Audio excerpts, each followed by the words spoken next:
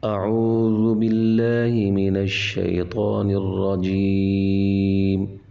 بسم الله الرحمن الرحيم. قل من كان عدوا لجبريل فإنه نزله على قلبك بإذن الله مصدقا لما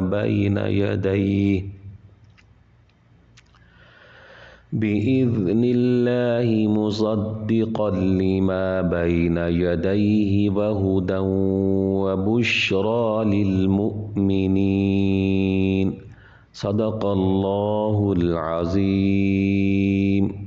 اعوذ باللہ من الشیطان الرجیم. بسم اللہ الرحمن الرحیم. رب اشرح لی صدری ویسر لی امری واحلل عقدۃ من لسانی یفقہوا قولی. تمام سننے والوں کو السلام علیکم.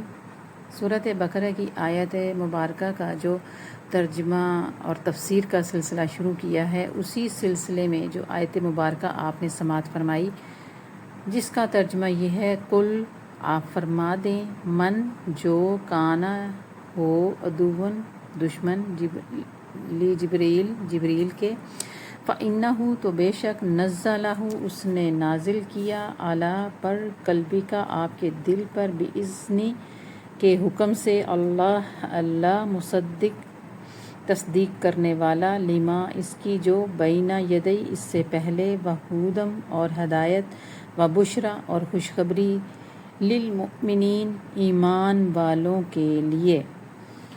تم فرما دو، جو کوئی جبریل کا دشمن ہو تو اس جبریل نے تمہارے دل پر اللہ کے حکم سے یہ قرآن اتارا، اگلی کتابوں کی تصدیق فرماتا اور ہدایت و بشارت مسلمانوں کو دیتا ہے. اس آیت مبارکہ کا شان نزول یہ ہے کہ حضرت امام طبری رحمۃ اللہ علیہ فرماتے ہیں، اور اسی پر زیادہ مفسرین کا بھی اتفاق ہے، تفسیر ابن کثیر میں، کہ جب یہودیوں نے حضرت جبرائیل علیہ السلام کو اپنا دشمن اور میکائیل علیہ السلام کو اپنا دوست بنایا تھا نا، تو اس کے جواب میں پھر یہ آیت مبارکہ نازل ہوئی تھی کہ ایک عالم حضور نبی کریم صلی اللہ تعالیٰ علیہ وآلہ وسلم کی بارگاہ میں حاضر ہوا. یہ حضرت ابن عباس رضی اللہ تعالیٰ عنہ فرماتے ہیں کہ انہوں نے آ کر چند سوالات کیے، اور اس کے ساتھ، عالم کے ساتھ ظاہر ایک پوری جماعت تھی، اور اس نے کہا کہ اگر آپ ہمارے یہ چند سوالاتوں کو صحیح جواب دیتے ہیں، اور سوائے نبی کے ان کے جوابات کوئی بھی نہیں جانتا، تو اگر آپ جواب دے دیں گے تو ہم آپ پر ایمان لائیں گے. تو نبی کریم صلی اللہ تعالیٰ علیہ وآلہ وسلم نے فرمایا کہ تم جو چاہو پوچھو، مگر میرے ساتھ عہد کرو کہ اگر میں ٹھیک ٹھیک جواب دے دوں گا تو تم میری نبوت کا اقرار کرو گے اور میری فرما برداری میں لگ جاؤ گے. انہوں نے آپ صلی اللہ تعالیٰ علیہ وآلہ وسلم سے وعدہ کر لیا. سب سے پہلے انہوں نے یہ سوال کیا کہ حضرت یعقوب علیہ السلام نے اپنے اوپر کون سا کھانا حرام کر لیا تھا، کس چیز کو اپنے نفس پر حرام کر لیا تھا. تو آپ صلی اللہ تعالیٰ علیہ وآلہ وسلم نے فرمایا کہ سنو، جب حضرت یعقوب علیہ السلام کو عرق النساء کی بیماری میں وہ سخت بیمار ہوئے اور وہ بیماری لمبی ہو گئی، تو آپ نے نظر مانی کہ اگر اللہ مجھے اس مرض سے شفا دے گا تو میں اپنی سب سے زیادہ مرغوب چیز کھانی چھوڑ دوں گا، اور جب تندرست ہو گئے تو اونٹ کا گوشت کھانا اور اونٹنی کا دودھ پینا، جو کہ آپ علیہ السلام کے پسند خاطر تھا، چھوڑ دیا. تمہیں اللہ کی قسم، جس نے حضرت موسیٰ علیہ السلام پر تورات اتاری، بتاؤ کیا یہ سچ نہیں ہے؟ میں سچ نہیں کہہ رہا؟ تو اس پر انہوں نے قسم کھا کر کہا کہ جی، آپ نے بجا اشارہ فرمایا، بالکل سچ کہا. تو اللہ تبارک و تعالیٰ کے نبی کریم صلی اللہ علیہ وسلم نے فرمایا کہ اے اللہ، اس پر گواہ ہو جانا. پھر یہودیوں نے دوسرا سوال یہ کیا کہ عورت اور مرد کے پانی کی کیفیت کیا ہے.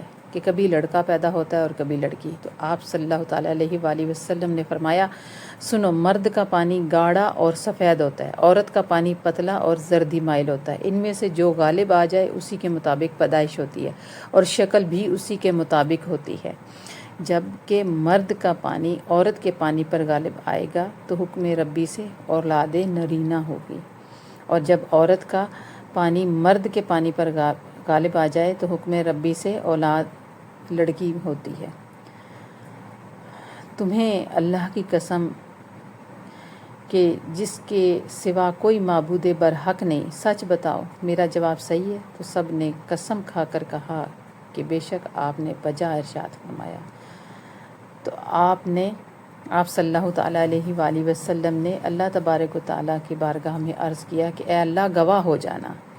پھر انہوں نے کہا کہ اچھا یہ فرمائیے کہ نبی امی کی نیند کیا ہے، اس کی نیند کیسی ہے؟ تو آپ صلی اللہ تعالیٰ علیہ وآلہ وسلم ان کی کیفیت اور حقیقت سوال کی فوراً پہچان گئے اور فوراً فرمایا کہ جب آنکھیں میری سوئی ہوتی ہیں تو میرا دل جاگتا رہتا ہے. تو اس پر انہوں نے کہا کہ بے شک آپ نے حق فرمایا، اور قسم کھا کر کہا کہ بالکل صحیح جواب دیا. حضور نبی کریم صلی اللہ تعالیٰ علیہ وآلہ وسلم نے پھر وہی الفاظ دہرائے کہ اے اللہ اس پر گواہ ہو جانا. اس کے بعد انہوں نے کہا کہ اب ہمارا آخری سوال ہے اور اسی پر ہماری ایمان لانے کا دار و مدار ہوگا کہ آپ کا ولی کون ہے یا آپ کا دوست کون ہے. تو حضور نبی کریم صلی اللہ تعالیٰ علیہ وآلہ وسلم نے فرمایا کہ جبریل ہی میرا دوست ہے، وہی میرے پاس وحی لاتا ہے، اور تمام انبیاء کرام علیہم السلام کے پاس اللہ رب العزت کا پیغام وہی لاتا رہا ہے.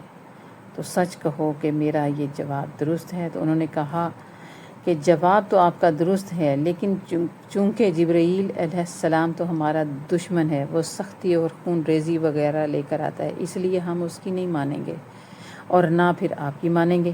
اگر آپ کے پاس حضرت میکائیل وحی لے کر آتے جو رحمت، بارش، پیداوار وغیرہ لے کر آتے ہیں تو وہ ہمارے دوست ہیں، تو ہم آپ کی تابعداری کرتے اور تصدیق کرتے. تو اس پر پھر یہ آیت مبارکہ نازل ہوئی تھی. اور ایک اور روایت میں ہے کہ حضور نبی کریم صلی اللہ تعالیٰ علیہ وآلہ وسلم کے پاس جب وہ مدینہ شریف تشریف لائے تو عبداللہ بن سلام رضی اللہ تعالیٰ عنہ، جو کہ یہودیوں کا بہت بڑے اس وقت عالم تھے، بعد میں انہوں نے اسلام قبول کیا تھا، تو ان کے عالم بن کے یہ نبی پاک صلی اللہ علیہ وسلم کے پاس تشریف لائے تھے اور اپنے باغ میں تھے. اور یہ انہوں نے جب خبر سنی نا کہ حضور نبی کریم صلی اللہ تعالیٰ وسلم جو ہے وہ مدینہ شریف تشریف لے آئے ہیں اور سرکار دو عالم صلی اللہ تعالیٰ علیہ وآلہ وسلم نے یہیں پر قیام فرمایا ہے، تو وہ آیا نبی کریم صلی اللہ تعالیٰ وسلم کے پاس جواب لینے کے لیے کہ میں جا کے دیکھتا ہوں، پوچھتا ہوں. اور اس نے سوال کیا کہ قیامت کی پہلی نشانی کیا ہے، سوال نمبر 1. اور دوسرا سوال جنتیوں کا پہلا کھانا کیا ہے، دوسرا سوال. اور تیسرا سوال کہ کون سی چیز بچے کو کبھی ماں کی طرف کھینچتی ہے اور کبھی باپ کی طرف. تو آپ صلی اللہ تعالیٰ وسلم فرمایا کہ ان تینوں سوالوں کے جواب ابھی جبریل علیہ السلام نے مجھے بتائے ہیں، تو سنو. تو حضرت عبداللہ بن سلام نے کہا کہ وہ تو ہمارا دشمن ہے. تو آپ صلی اللہ تعالیٰ وسلم نے یہ آیت مبارکہ تلاوت فرمائی، پھر فرمایا کہ پہلی نشانی قیامت کی ایک آگ ہے جو لوگوں کے پیچھے لگے گی اور انہیں مشرق سے مغرب کی طرف اکٹھا کر دے گی. اور جنتیوں کی پہلی خوراک مچھلی کی کلیجی کی زیادتی ہے. اور جب مرد کا پانی عورت کے پانی پر سبقت لے جاتا ہے تو لڑکا پیدا ہوتا ہے، اور جب عورت کا پانی مرد کے پانی پر سبقت لے جاتا ہے لڑکی پیدا ہوتی ہے.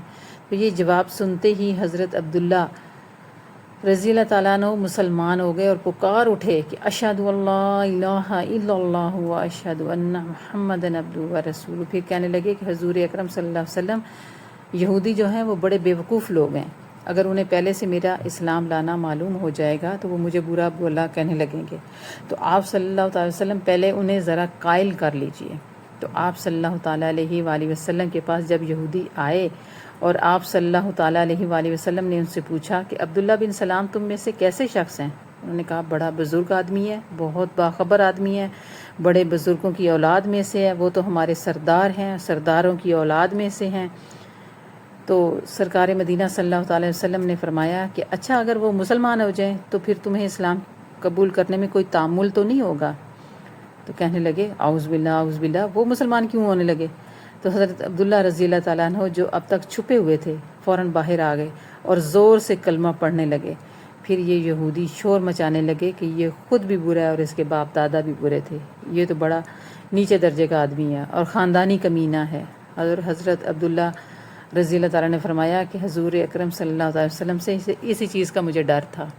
یہ اتنے منافق لوگ تھے کہ فوراً بیان بدل لیتے تھے کہ اپنے بیان پر قائم نہیں رہتے تھے۔ اس آیت مبارکہ میں اللہ تبارک و تعالیٰ نے بتا دیا ہے کہ جو جبریل کا دشمن ہے وہ میکائیل کا بھی دشمن ہے اور میں اس کا دشمن ہوں۔ پھر تو جس کا اللہ دشمن ہو جائے تو اسے کیسے پناہ مل سکتی ہے کہیں؟ تو رب تعالیٰ سے